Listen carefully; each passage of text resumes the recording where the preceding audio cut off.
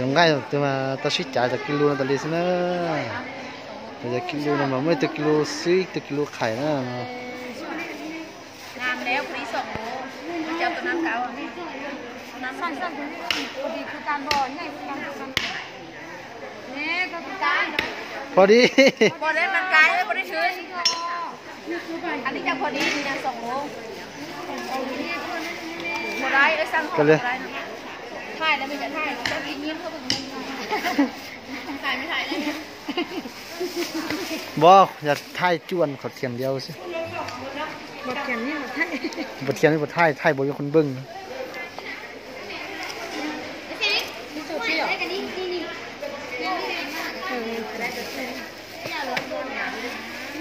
จับต้นงามได้งามอ่ะเอาดูอ่อนนะนี่ไป นี่เอาไว้เนี่ยทำนี่ไม่เอา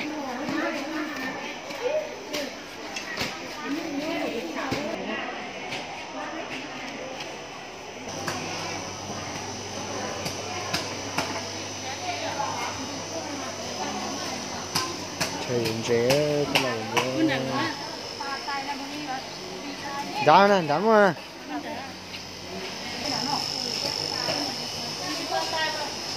ชิมอ่ะ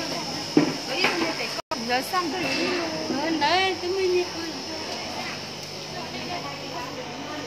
nghe xuống à nghe xuống à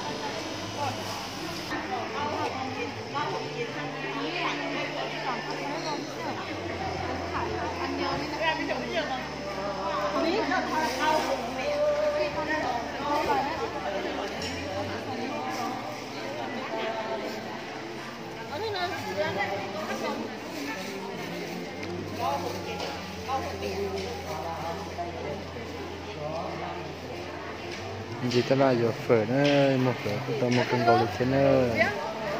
cho nên là phở là trong cân gạo lít kia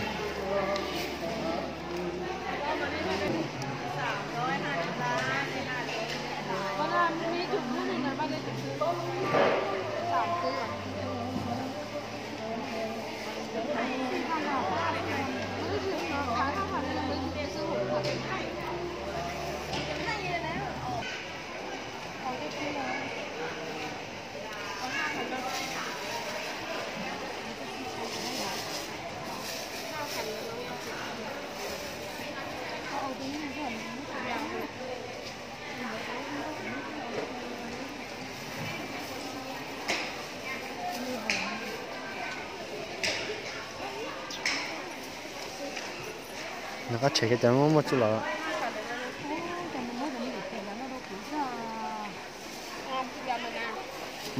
มันตัวมีหอม